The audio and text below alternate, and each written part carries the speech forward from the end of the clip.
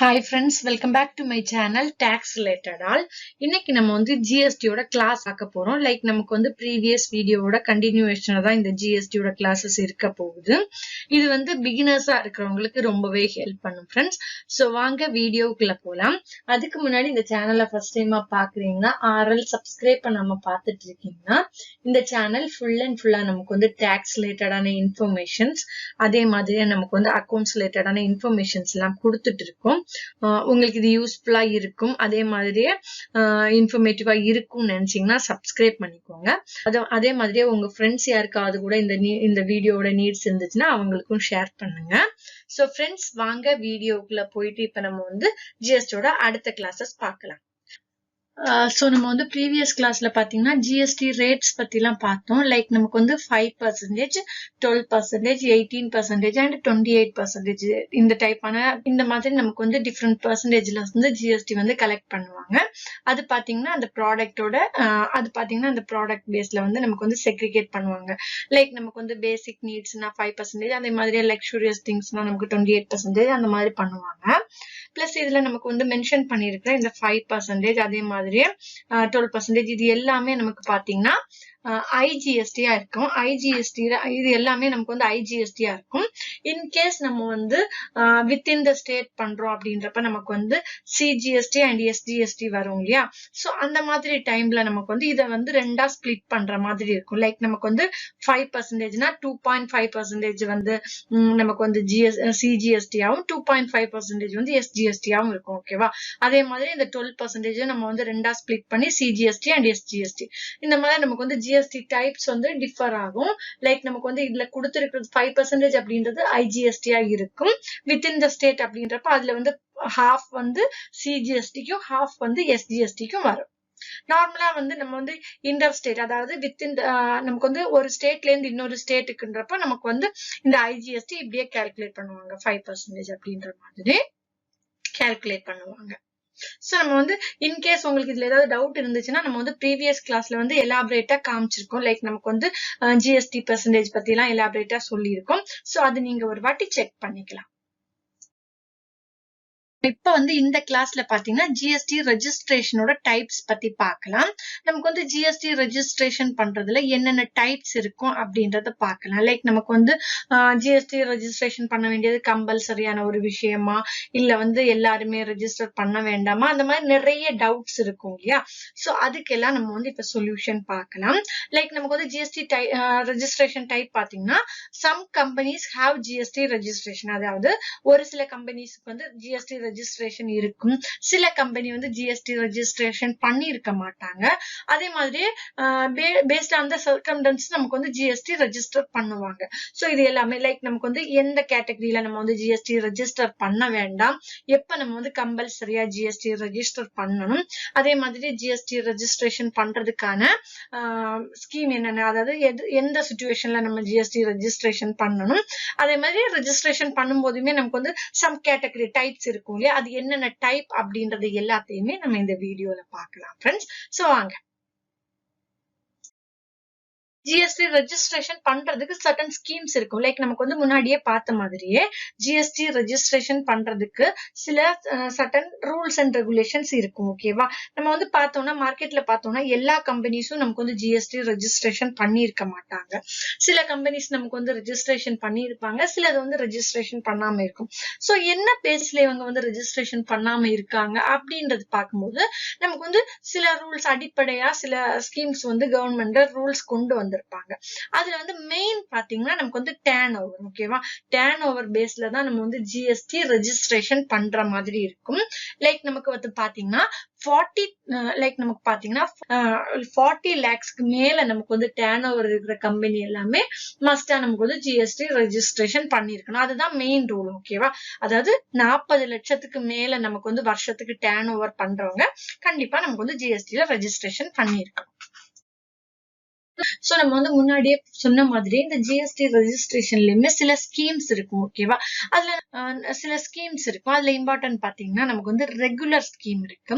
அதே மாதிரி composition scheme, next வந்து அன்ரெஜிஸ்டர்டு.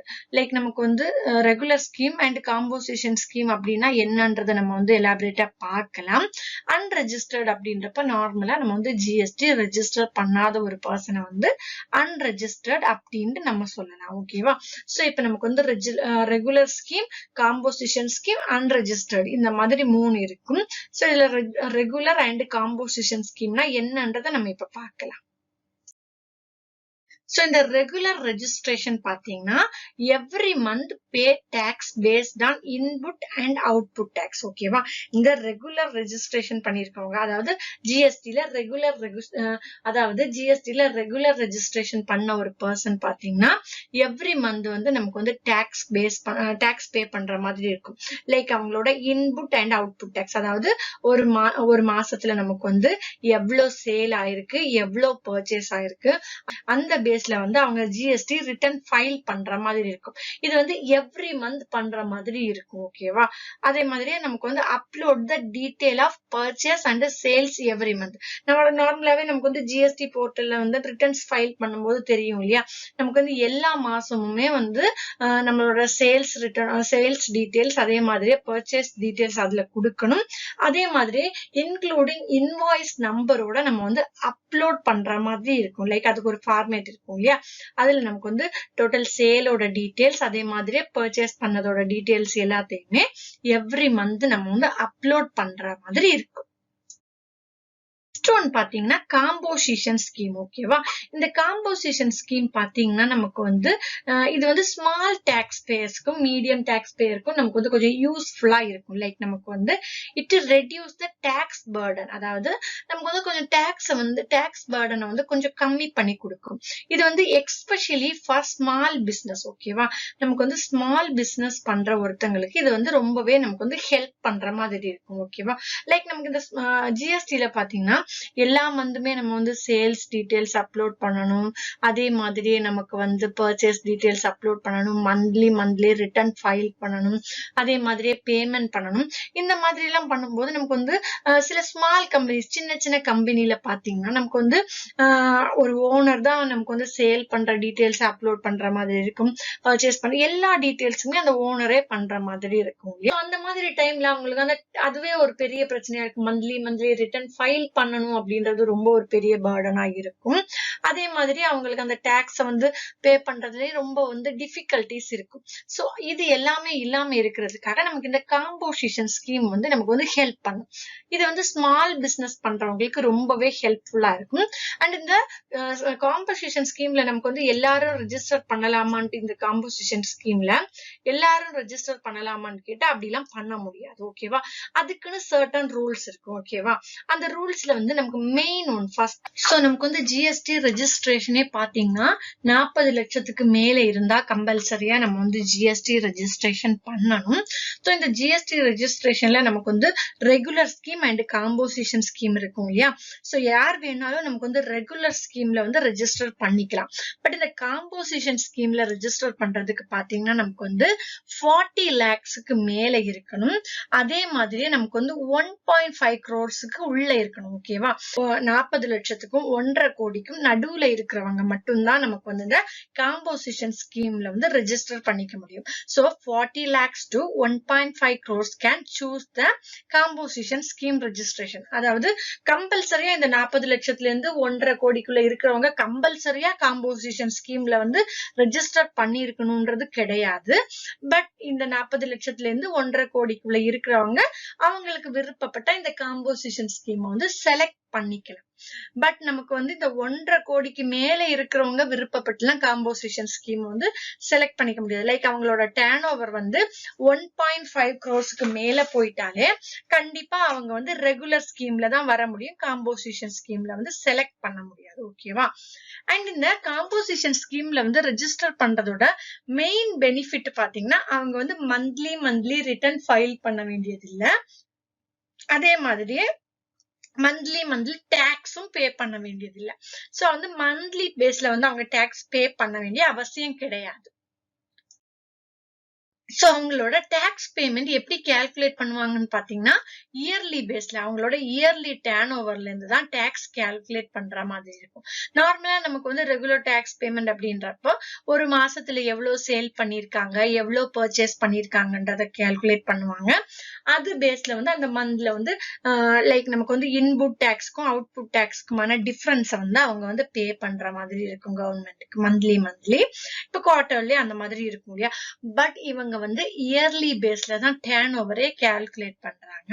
சோ அதுல வந்து ட்ரேடிங் அப்படின்ற பட்சத்துல அவங்க வந்து இந்த டர்ன் ஓவர்ல இருந்து 1% பே பண்ற மாதிரி இருக்கும். 1% டாக்ஸ் வந்து கவர்மெண்ட்டுக்கு பே பண்ற மாதிரி இருக்கும். அதே மாதிரியே சர்வீஸ் அப்படின்றப்ப 6% வந்து பே பண்ற மாதிரி இருக்கும். ஓகேவா.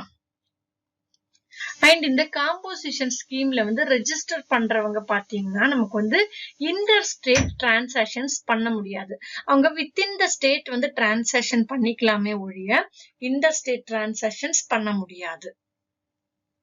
லைக் நமக்கு வந்து வித்தின் த ஸ்டேட் அவங்க வந்து டிரான்சாக்ஷன் பண்ணிக்கலாமே ஒழிய இன்டர் ஸ்டேட் டிரான்சாக்ஷன், அதாவது ஒரு ஸ்டேட்ல இருந்து இன்னொரு ஸ்டேட்டுக்கு வந்து டிரான்சாக்ஷன் எதுவுமே அவங்க பண்ண முடியாது இந்த காம்போசிஷன் ஸ்கீம்ல வந்து ரெஜிஸ்டர் பண்ணிருக்கவங்க. நெக்ஸ்ட் பாத்தீங்கன்னா input tax claim is not possible. அதாவது அவங்க வந்து இன்புட் டாக்ஸ் எதுவுமே கிளைம் பண்ணிக்க முடியாது இந்த காம்போசிஷன் ஸ்கீம்ல இருக்கிறவங்க. பாத்தீங்கன்னா அன்ரெஜிஸ்டர்ட், இது வந்து நமக்கு வந்து பிலோ 40 lakhs இருக்கிறவங்க. ஓகேவா. பிலோ 40 lakhs டர்ன் ஓவர் இருக்கிறவங்க நமக்கு வந்து ஜிஎஸ்டி ரெஜிஸ்ட்ரேஷன் பண்ணணும்ன்ற அவசியம் கிடையாது. மேபி அவங்க வந்து விருப்பப்பட்டு பண்ணலாம். பட் அவங்க வந்து கம்பல்சரி கிடையாது. ஜிஎஸ்டி ரெஜிஸ்ட்ரேஷன் அப்படின்றது அவங்களுக்கு கம்பல்சரி கிடையாது. So friends, நம்ம வந்து ஜிஎஸ்டி ரெஜிஸ்ட்ரேஷன் ஸ்கீம் பத்தி பார்த்தோம். ஃபர்ஸ்ட் ஒன் பாத்தீங்கன்னா ரெகுலர் ஸ்கீம். இந்த ரெகுலர் ஸ்கீம்ல நமக்கு வந்து 40 lakhsக்கு எபோவ் இருக்கிறவங்க எல்லாமே இந்த ஜிஎஸ்டில ரெகுலர் ஸ்கீம்ல ரெஜிஸ்டர் பண்ணிக்கலாம். ரெகுலர் ஸ்கீம்ல வந்து ரெஜிஸ்டர் பண்றவங்க பாத்தீங்கன்னா மந்த்லி பேஸ்ல வந்து ரிட்டர்ன்ஸ் ஃபைல் பண்ற மாதிரி இருக்கும். அந்த ரிட்டர்ன் ஃபைல் பண்றது பாத்தீங்கன்னா நமக்கு வந்து எவ்ரி மந்த் வந்து இன்புட் டாக்ஸோட அவுட்புட் டாக்ஸோட டீடைல்ஸ் எல்லாம் அப்லோட் பண்ணணும். லைக் நமக்கு வந்து சேல் அண்ட் பர்ச்சேஸோட எவ்ரி டீடைல்ஸ் எல்லாமே அப்லோட் பண்ற மாதிரி இருக்கும். வந்து காம்போசிஷன் ஸ்கீம். இந்த காம்போசிஷன் ஸ்கீம்ல பாத்தீங்கன்னா நமக்கு 40 lakhsல இருந்து 1.5 crores வரைக்கும் இருக்கிறவங்க ரெஜிஸ்டர் பண்ணிக்கலாம். இது வந்து ஸ்மால் டாக்ஸ் பேயர்ஸ்க்கு வந்து ரொம்பவே ஹெல்ப்ஃபுல்லா இருக்கும். லைக் நமக்கு வந்து இதுல டாக்ஸ் பேர்டன் கொஞ்சம் கம்மியா இருக்கும். பிகாஸ் இதுல நமக்கு வந்து எவ்ரி மந்த் நமக்கு வந்து டாக்ஸ் ரிட்டர்ன் ஃபைல் பண்ண வேண்டியது இல்லை. அதே மாதிரியே இயர்லி டர்ன் ஓவர்ல இருந்து தான் இதுல பே பண்ற மாதிரி இருக்கும். சோ இந்த டாக்ஸ் ஸ்மால் டாக்ஸ் பேயர்ஸ்க்கு வந்து இது வந்து கொஞ்சம் ரொம்பவே ஹெல்ப்ஃபுல்லா இருக்கும். பட் இதுல வந்து கொஞ்சம் பாயிண்ட்ஸ் பாத்தீங்கன்னா நமக்கு வந்து இதுல வந்து இன்புட் டாக்ஸ் வந்து கிளைம் பண்ண முடியாது. அதே மாதிரியே நமக்கு வந்து இன்டர் ஸ்டேட் டிரான்சாக்ஷன்ஸ் எல்லாம் பண்ண முடியாது. இந்த மாதிரி சில கட்டுப்பாடுகள் இருக்கு இந்த காம்போசிஷன் ஸ்கீம்ல. அடுத்தது பாத்தீங்கன்னா அன்ரெஜிஸ்டர்ட்